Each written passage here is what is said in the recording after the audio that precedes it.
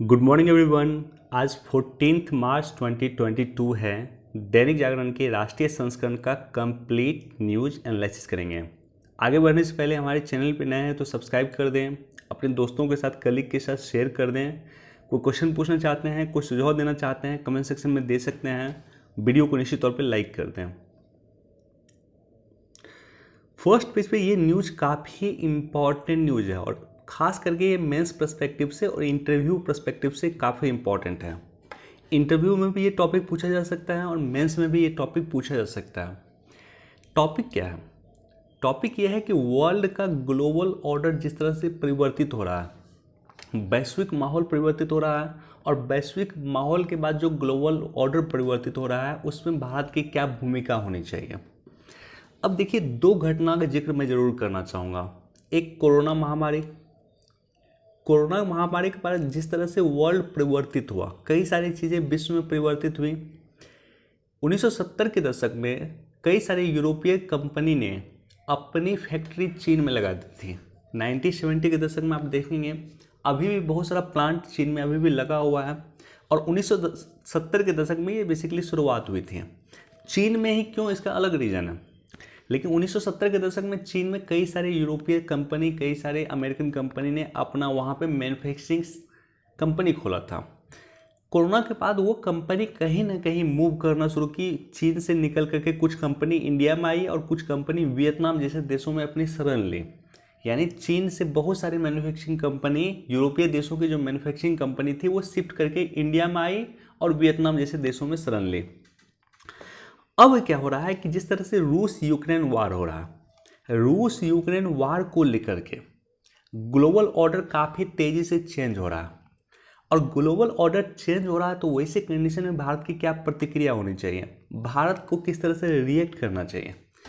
अच्छा, आप बोलेंगे कि भारत की बहुत पहले की जो नीति थी कि भारत जो है गुट निरपेक्ष रहना चाहता था, ये भारत की पहले की नीति थी, तो इसी नीति पे हम आगे बढ़ सकते हैं, तो ये भी अच्छी बात है। भारत को गुटनिरपेक्ष नीति का फॉलो करना चाहिए, भारत इस नीति पे आगे बढ़ सकता है, ये अच्छी बात है। लेकिन इसका ड्रॉबैक देखिए आप, अमेरिका शीत युद्ध के समय में ये कहता था कि आप मेरे साथ नहीं है, इसका मतलब आप मेरे खिलाफ हैं। यानी गुटनिरपेक्ष नीति का जो भारत अनुसरण कर रहा था, भारत पालन कर रहा था, अमेरिका के अनुसार वो भारत के खिलाफ था। यानी वो भारत जो है अमेरिका के खिलाफ था। तो अमेरिका का ये कहना कि आप मेरे साथ नहीं हैं तो आप मेरे खिलाफ हैं। तो भारत अगर गुटनिरपेक्ष नीति का पालन करता, अगर अमेरिका इसी थ्योरी पे कायम रहा, देन भारत की क्या प्रतिक्रिया होनी चाहिए। तो इसी सब को लेकर के मंत्रिमंडलीय समिति, सुरक्षा मामलों की मंत्रिमंडलीय समिति की मीटिंग हुई है और वहाँ पे आपस में बहस किया गया है, आपस में चर्चा किया गया है कि भारत को क्या करना चाहिए या भारत किस तरह से बड़ी तैयारी को अंजाम दे सकता है। बहरहाल ये टॉपिक मेंस पर्सपेक्टिव से इंपॉर्टेंट है और इस पर आपकी अपनी पॉइंट ऑफ व्यू भी होना चाहिए। मान लीजिए विश्व दो धुरी में बट गया, ऐसे कंडीशन में भारत को क्या करना चाहिए। क्या भारत को रूस के साथ रहना चाहिए, भारत को अमेरिका के साथ होना चाहिए, या भारत को गुटनिरपेक्ष होना चाहिए। तो ऐसे कंडीशन में भारत को क्या करना चाहिए। अगर गुटनिरपेक्ष भारत पूरी तरह से रहा तो उसका क्या ड्रॉबैक हो सकता है, उसका क्या परिणाम हो सकता है, उस परिणाम पे भी कहीं ना कहीं आपके अपनी पॉइंट ऑफ व्यू होना चाहिए। बहरहाल ये टॉपिक काफ़ी इंपॉर्टेंट टॉपिक है।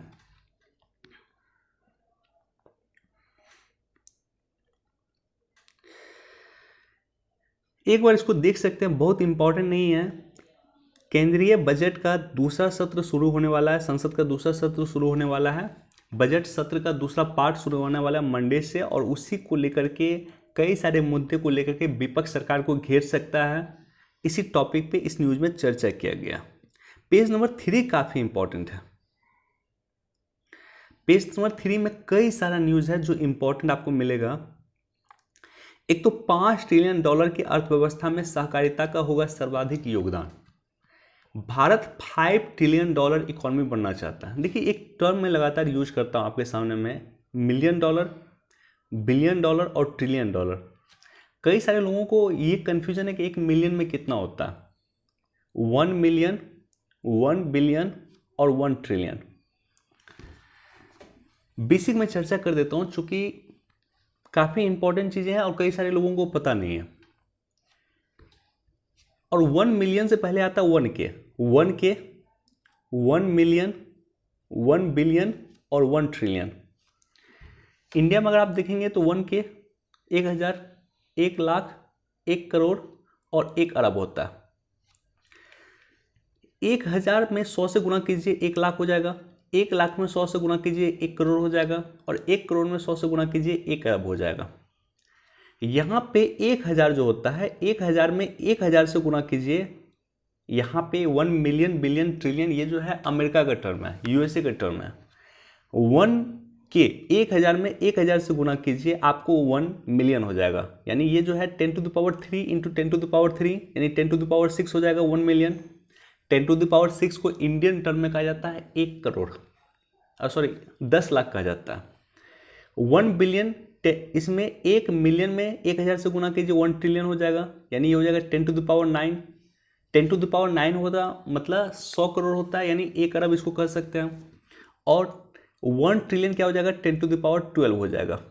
तो ये बेसिकली होता है ये 1K 1,000, 1,000 को 1,000 से गुना कीजिए 1 मिलियन आ जाएगा, 1 मिलियन को 1,000 से गुना कीजिए 1 बिलियन आ जाएगा और 1 बिलियन को 1,000 से गुना कीजिए 1 ट्रिलियन आ जाएगा। तो भारत क्या है, $1 ट्रिलियन का इकोनॉमी बनना चाहता है, $1 ट्रिलियन का इकोनॉमी बनना चाहता है। 1 ट्रिलियन में कितना हो गया, 10⁻12। तो 10⁻12 सॉरी $5 ट्रिलियन का इकोनॉमी बनना चाहता है भारत। तो $5 ट्रिलियन में कितना हो जाएगा, 5 इंटू 10⁻12 इतना डॉलर हो जाएगा। इसको आप लोग कन्वर्ट कर दीजिएगा कि इंडियन करेंसी में कितना होगा। तो ये जो भारत बनना चाहता है उसमें सबसे महत्वपूर्ण भूमिका क्या होगी, सबसे महत्वपूर्ण भूमिका कहीं ना कहीं सहकारिता को लेकर के होगी, राइट। और सहकारिता की भूमिका सबसे महत्वपूर्ण जो होगी, ये बात कहीं ना कहीं सरकार समझ रही है, सरकार सहकारिता के इम्पोर्टेंस को समझ रही है। और इसलिए भारत सरकार का टारगेट है 2024 तक $5 ट्रिलियन इकोनॉमी बनना है और इसमें सबसे महत्वपूर्ण भूमिका सहकारिता को लेकर के होगी। इसकी इम्पोर्टेंस को देखते हुए सरकार ने सहकारिता मंत्रालय का गठन किया था और सहकारिता मंत्रालय के जो मंत्री बने थे, पहला हमारे देश के सहकारिता मंत्री थे वो अमित शाह जी थे। हमारे देश के गृह मंत्री को ही सहकारिता मंत्री बनाया गया। तो आप समझ सकते हैं कि कितना इम्पोर्टेंस ये रखता है। तो ये टॉपिक आपके मेंस पर्सपेक्टिव से, इंटरव्यू पर्सपेक्टिव से, प्रीलिम्स पर्सपेक्टिव से, तीनों ही पर्सपेक्टिव से इम्पॉर्टेंट टॉपिक है। सहकारिता सेक्टर और किस तरह से सहकारी क्षेत्र $5 ट्रिलियन की इकोनॉमी बनाने में भारत की मदद कर सकता है। सहकारी समिति किसे कहते हैं? सहकारी अर्थात साथ मिलकर काम करना। सहकारी समिति लोगों का एक ऐसा संघ है जो अपने पारस्परिक लाभ के लिए स्वेच्छापूर्वक सहयोग करते हैं। सहकारिता पे पहला सम्मेलन जो है नई दिल्ली में इंदिरा गांधी स्टेडियम में हुआ था पिछले वर्ष। सहकारी समिति में कोई भी व्यक्ति व्यक्तिगत लाभ के लिए काम नहीं करता है। इसके सभी सदस्य अपने अपने संसाधन को एकत्र कर इसका अधिकतम उपयोग कर कुछ लाभ प्राप्त करते हैं जिसे वो आपस में बांट लेते हैं। भारत में सहकारिता आंदोलन की शुरुआत 1904 में फ्रेडरिक निकल्सन के द्वारा 1904 में फ्रेडरिक निकल्सन के द्वारा किया गया था और सहकारी ऋण समिति की स्थापना हुई थी। तो सहकारी आंदोलन के इंडिया में शुरुआत 1904 में हुआ, फ्रेडरिक निकल्सन के द्वारा हुआ और इन्होंने क्या किया था कि सहकारी ऋण समिति की स्थापना किया था और इसका दायरा आज काफ़ी विस्तृत है। भारत के संविधान में अगर आप देखेंगे 97वें संविधान संशोधन 2011, 97वां संविधान संशोधन 2011 के माध्यम से सहकारिता को भारत में संवैधानिक दर्जा दिया गया। और संविधान में कहाँ कहाँ सहकारिता का स्थान दिया गया? तो सबसे पहले राज्य के नीति निर्देशक तत्व में भी सहकारिता को स्थान दिया गया, मौलिक कर्तव्य में भी सहकारिता को स्थान दिया गया है, मौलिक अधिकार में भी सहकारिता को स्थान दिया गया है और अन्य जगह भी सहकारिता को स्थान दिया गया। तो 97वें संविधान संशोधन 2011 के माध्यम से एक अलग भाग का सृजन किया गया है और यह है भाग 9B। भाग 9 में क्या है? भाग 9 में अगर आप देखेंगे तो भाग 9 में आपको पंचायती राज व्यवस्था का प्रोविज़न है। 9A में नगरपालिका व्यवस्था है। और 97 संविधान संशोधन 2011 के माध्यम से भाग 11B का गठन किया गया है। और भाग 11B जो नया भाग सृजन किया गया है, इसी भाग में सहकारिता का प्रोविज़न है। संविधान के भाग 3 के अंतर्गत, भाग 3 में क्या है, मौलिक अधिकार है। तो मौलिक अधिकार में भी article 19 sub clause 1 sub clause C में यूनियन और एसोसिएशन के बाद सहकारिता शब्द को जोड़ा गया। यानी मौलिक कर्तव्य में भी आर्टिकल 19 में सहकारिता शब्द को जोड़ा गया है, यानी इसको मौलिक अधिकार से भी जोड़ा गया। यह सभी नागरिकों को मौलिक अधिकार का दर्जा देकर के सहकारिता समिति बनाने के सक्षम बनाया। यानी सभी व्यक्ति सहकारिता समिति बना सकते हैं, ये मौलिक अधिकार में भी प्रोविजन किया गया। राज्य के नीति निर्देशक तत्व में आप देखेंगे आर्टिकल 43B में भी सहकारिता को स्थान दिया गया। तो इस तरह से 97 संविधान संशोधन 2011 के माध्यम से कई सारे नए आर्टिकल और भाग का सृजन करके सहकारिता को संवैधानिक दर्जा दिया गया। तो ये टॉपिक, अगर मैं बोल रहा हूँ, ये टॉपिक एग्जाम पर्सपेक्टिव से काफ़ी इंपॉर्टेंट टॉपिक है। एग्जाम पर्सपेक्टिव से ये है कि सहकारी सेक्टर जो है किस तरह से हमारे देश की इकोनॉमी को डेवलप कर सकती है, किस तरह से हमारे देश की इकोनॉमी को $5 ट्रिलियन इकोनॉमी पहुंचा सकती है या बना सकती है। IB की तर्ज पे बंगाल सरकार बनाएगी अपनी स्वतंत्र शाखा या खुफिया शाखा। तो ये करने वाला बंगाल पहला राज्य हो जाएगा जो अपनी खुद की स्वतंत्र खुफिया शाखा बनाएगी। ऐसा करने वाला बंगाल देश का पहला राज्य हो जाएगा। 800 किलोमीटर दूर से दुश्मन को निशाना बनाएगी नई ब्रह्मोस मिसाइल। देखिए ब्रह्मोस मिसाइल वैसे भी चर्चा में है और उसका एक रीजन है ये कि टेस्टिंग के दौरान गलती से कहीं के पाकिस्तान चला गया था। पाकिस्तान में एक जगह को स्ट्राइक कर दिया था, हालांकि उसमें किसी भी तरह का कोई हथियार नहीं था। जो ब्रह्मोस मिसाइल था उसमें किसी तरह का कोई टेक्टिकल वेपन नहीं था उसमें। तो आज हम लोग डिस्कस करेंगे ब्रह्मोस मिसाइल के बारे में। ब्रह्मोस मिसाइल को बेसिकली भारत और रूस ने मिलकर डेवलप किया, संयुक्त रूप से मिलकर डेवलप किया है। भारत की ब्रह्मपुत्रा नदी और रूस की मोस्कवा नदी, रूस की मोस्कवा नदी, इन दोनों को कंबाइन कर दो तो ब्रह्मोस आपको मिल जाएगा। दोनों के दो नदी के नाम पे इसको नाम ब्रह्मोस रखा गया है। भारत की ब्रह्मपुत्रा और रूस की मोस्कवा नदी पे इसका नाम है ब्रह्मोस मिसाइल। यह एक क्रूज मिसाइल है किंतु इसकी गति 2.8 मैक होती है, अर्थात इसकी मारक क्षमता ध्वनि से 2-3 गुना अधिक होती है। यह सुपरसोनिक क्रूज मिसाइल है।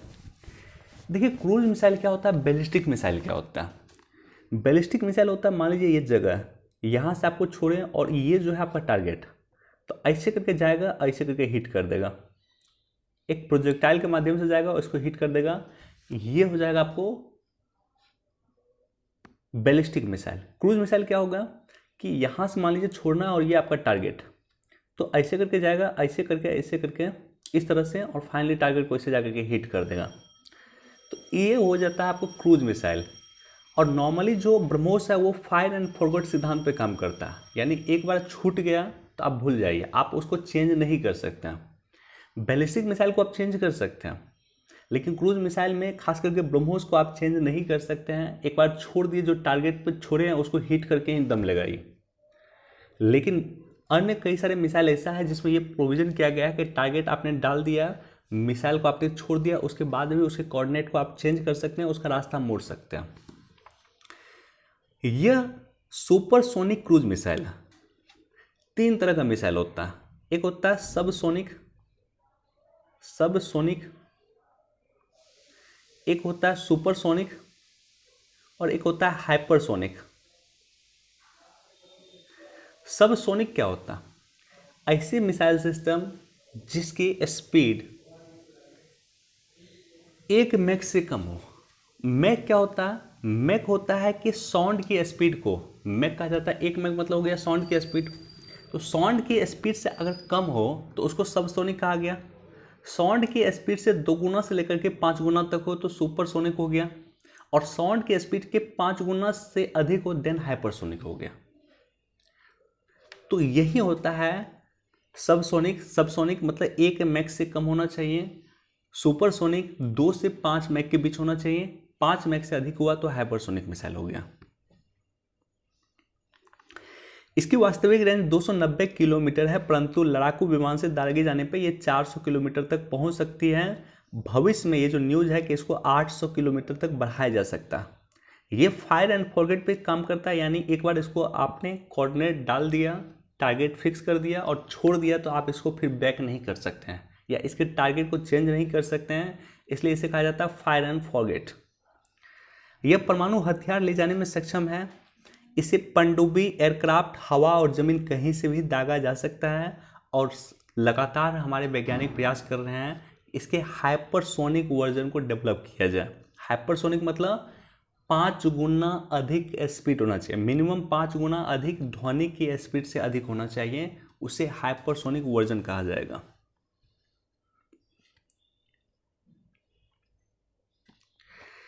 इंतजार खत्म, रोहिणी आयोग का अब और नहीं बढ़ेगा कार्यकाल। देखिए रोहिणी आयोग क्या है? रोहिणी आयोग का गठन हुआ था अक्टूबर 2017 में। गठन क्यों हुआ? गठन क्यों हुआ? क्योंकि ओबीसी को 27% का आरक्षण मिलता है, 27% का आरक्षण मिलता है ओबीसी को, और ओबीसी के तहत लगभग 1600 जाति आती हैं। मैं फिर से रिपीट कर रहा हूँ, काफ़ी इंपॉर्टेंट पॉइंट है। 1600 जाति ओबीसी के तहत आती हैं, और इन 1600 जाति में अगर आप देखेंगे टोटल 27% आरक्षण मिलता है। इन 1600 जाति में महज 5 से 10 जाति का ही कल्याण हुआ। जब से आरक्षण लागू हुआ है या ओबीसी को जब से आरक्षण दिया जा रहा है, इन 16 जाति में अगर आप देखेंगे 10 जाति का ही नॉर्मली ज़्यादा कल्याण हुआ, जिसमें जैसे यादव कम्युनिटी है, कुर्मी कम्युनिटी हो गया, या अन्य कुछ ऐसे ओबीसी कम्युनिटी हैं जिसको अधिक फायदा हुआ। लेकिन बहुत सारे ओबीसी के जाति को आज तक कोई फायदा ही नहीं हुआ, अपेक्षित लाभ उसको आरक्षण का नहीं मिल पाया। तो इसी को लेकर के रोहिणी आयोग का गठन किया गया था कि ओबीसी में 1600 से अधिक जाति है, उसमें से महज 10 से 15 जाति के लोगों को ही फायदा हुआ है, रेस्ट को अभी तक फायदा नहीं हुआ। आरक्षण का मतलब ये था कि समाज में जो अंतिम छोर पे बैठे हुए व्यक्ति हैं उसको समाज के पैरेलल लाना, उसको समाज के समांतर लाना। लेकिन क्या ये करने में सक्षम रहा है आरक्षण? क्या ये ओबीसी आरक्षण करने में सक्षम रहा है? क्या ओबीसी के 1600 जाति समाज के मुख्य धारा से जुड़ पाए हैं? तो इसका आंसर होगा नहीं। और इसी के लिए रोहिणी आयोग का गठन किया गया था। ये आयोग बेसिकली देख रही है कि किस तरह से 1600 के 1600 जाति को, जो ओबीसी से जुड़ी हुई जाति है, उसको मुख्य धारा में लाया जाए। तो बेसिकली होगा क्या कि आरक्षण का दायरा कुछ जाति के लिए स्पेशल रूप से बढ़ाया जाएगा। 27% जो आरक्षण दिया जाता है उसमें हो सकता है कुछ जाति को विशेष रूप से फायदा दिया जाए ताकि वो मुख्य धारा से जुड़ सके। अब मैं इस पर कुछ अभी कमेंट नहीं करूंगा क्योंकि इसका रिपोर्ट आने वाला है। 31 मार्च 2022 से पहले रिपोर्ट आएगा और उसके बाद हम लोग डिटेल से इस टॉपिक पे एनालिसिस करेंगे।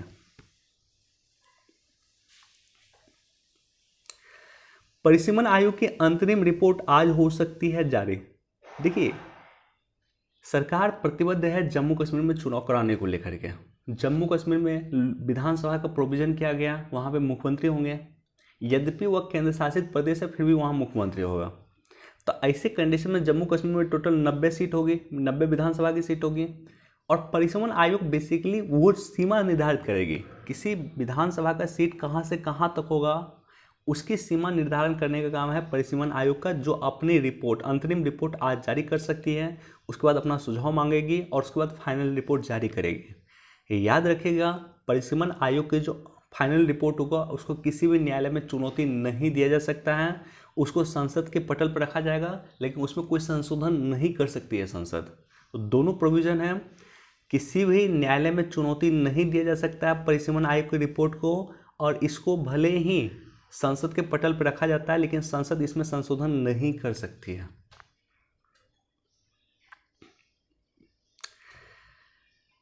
काली नदी के कहर से भारतीय जमीन को बचाएंगे तटबंध। काली नदी इंपॉर्टेंट क्यों है? काली नदी कहा जाता है, कुछ जगह महाकाली नदी भी कहा जाता है। आपको याद होगा कुछ दिन पहले या 2020 के आसपास भारत और नेपाल में लगातार कहीं न कहीं द्वंद्व चल रहा था। एक तरफ भारत और चीन के साथ हमारे युद्ध चल रहे थे, तनाव चल रहा था। दूसरी तरफ से भारत और नेपाल के साथ भी हमारे तनाव चल रहे थे। और भारत और नेपाल के साथ जो हमारे तनाव चल रहे थे उसके कई सारे रीजन थे। जैसे लिपू लेक को लेकर के डिस्प्यूट था और अन्य कई जगह को लेकर के डिस्प्यूट था। तो उसके जब एनालिसिस कीजिएगा, उसको देखिएगा, तो उसमें भी कहीं ना कहीं महानदी, महाकाली नदी आपको विवाद दिख जाएगा। काली नदी कहीं ना कहीं भारत और नेपाल के बीच में महत्वपूर्ण है और इस नदी के कई सारे क्षेत्रों को लेकर के भी भारत और नेपाल में डिस्प्यूट है, इसलिए ये नदी काफ़ी इम्पोर्टेंट है। इसका टेलीग्राम पे मैं पोस्ट कर दूंगा। आप लोगों में जो भी टेलीग्राम ज्वाइन नहीं किए हैं जाकर के ज्वाइन कर लीजिएगा। जो कुछ इंपॉर्टेंट इन्फॉर्मेशन होता है, जैसे काली नदी के बारे में मुझे डिस्कस करना है,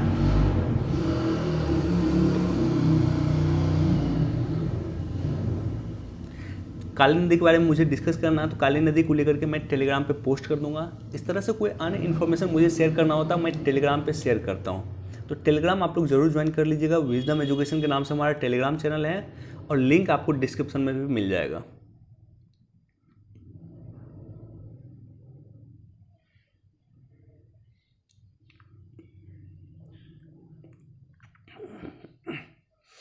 मुद्दा आज का छोड़ सकते हैं, ये एग्जाम पर्सपेक्टिव से इंपॉर्टेंट नहीं है, पॉलिटिकल अधिक है।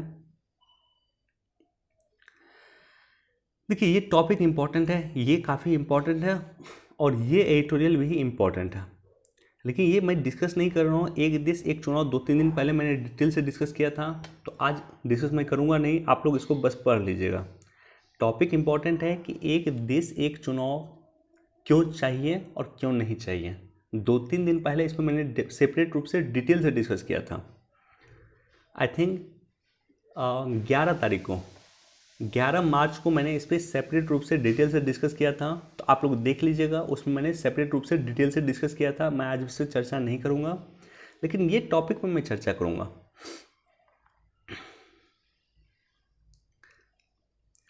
भारत विश्व का 18% जनसंख्या का भरण पोषण करता है, लेकिन भारत के पास विश्व की 4% पानी है।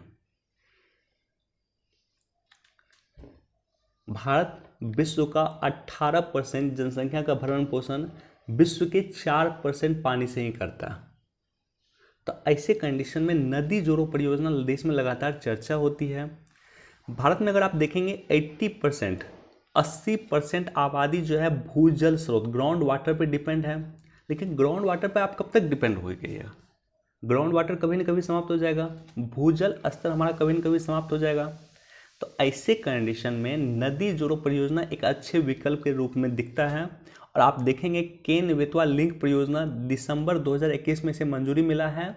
और हाल का बजट आप देखिएगा, बजट 2022-23 में सरकार ने केन बेतवा लिंक परियोजना के लिए स्पेशल फंड का प्रोविजन किया। अब नदी जोड़ो परियोजना के कुछ लाभ क्या, कुछ लाभ मैं आपके साथ डिस्कस करता हूं। पीने के पानी का समस्या दूर होगा इससे, राइट। और ऐसा कहा जाता है कि सिर्फ केन बेतवा नदी परियोजना से 62 लाख लोगों को पीने का पानी का समस्या दूर होगा। आर्थिक समृद्धि आएगी और लाखों परिवारों को आर्थिक बदहाली दूर होगी। नदी को जोड़ने से देश में सूखे की समस्या का अस्थायी समाधान भी निकलेगा। तो सूखा की जो समस्या है देश में, उसका समाधान निकलेगा। पानी की जो समस्या है, पीने की पानी की समस्या, उसका समाधान निकलेगा। सिंचाई की समस्या है, उसका समाधान आपको निकलेगा। तो इससे क्या होगा? आर्थिक विकास होगा, इकोनॉमिक डेवलपमेंट होगी। सिंचित क्षेत्र में वर्तमान के मुकाबले उल्लेखनीय वृद्धि होगी। जल ऊर्जा के रूप में सस्ती और स्वच्छ ऊर्जा प्राप्त हो सकेगी। नहरों का विकास होगा।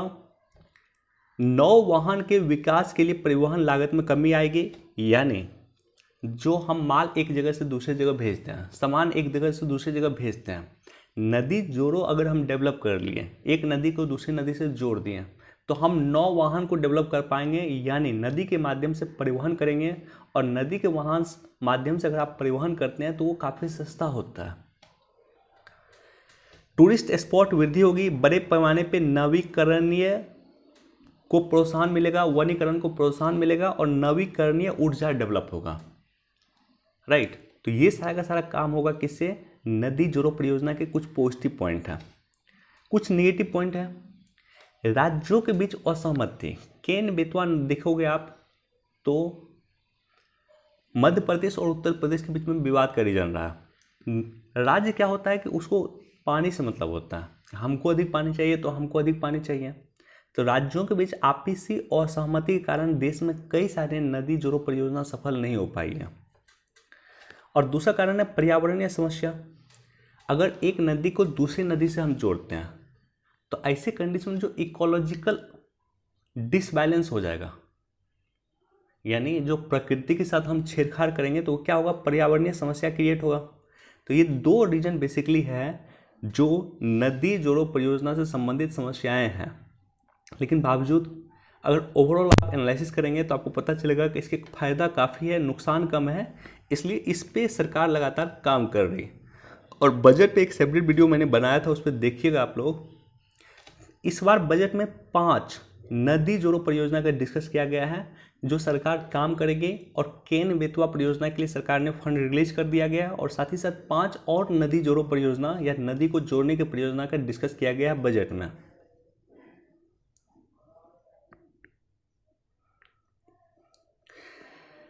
कारोबारी दिक्कतों को दूर करने के लिए भारत व अमेरिका में वार्ता तेज।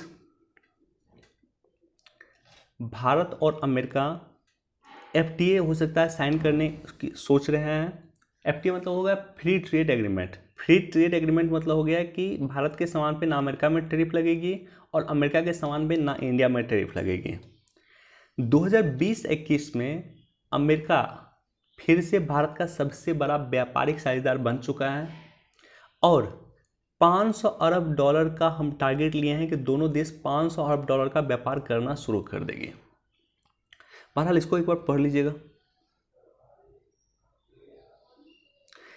प्रतिबंधों ने बढ़ाई रूस और चीन की निर्भरता। देखिए, इंटरनेशनल पॉलिटिकल थिंकर जो है, राजनीतिक विचारक वर्तमान में इस बात को लेकर के चिंतित हैं कि जिस तरह से पश्चिमी देश चीन पे, अमेरिका पे रूस पे जिस तरह से प्रतिबंध लगा रहा है पश्चिमी देश, खास करके अमेरिका, उससे रूस की डिपेंडेंसी कहीं ना कहीं चीन पे अधिक होगी, और रूस की डिपेंडेंसी चीन पे अधिक होगी तो एक अलग गुट का निर्माण हो रहा है जिसमें रूस और चीन शामिल है, और ये विश्व के लिए खतरनाक है, ऐसा पश्चिमी विचारक कह रहे हैं। राइट,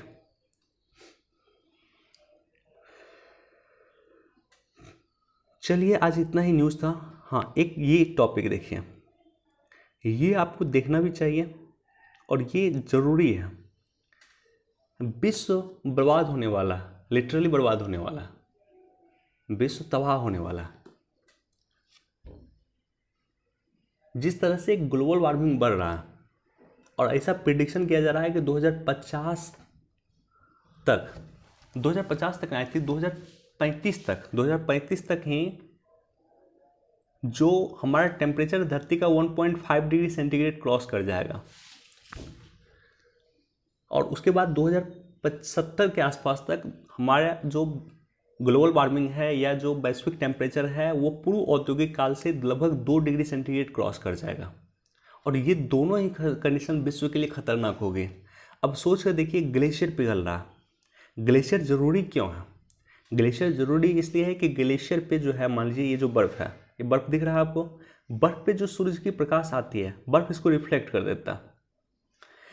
अगर ये ग्लेशियर पिघल रहा है तो इससे क्या हो रहा है, ये समुद्र में जा रहा है पानी, समुद्र में पानी जा रहा है तो समुद्र का लेवल बढ़ रहा है, समुद्र का लेवल बढ़ रहा है तो कई सारे जो समुद्रीय द्वीप हैं वो डूब जाएंगे।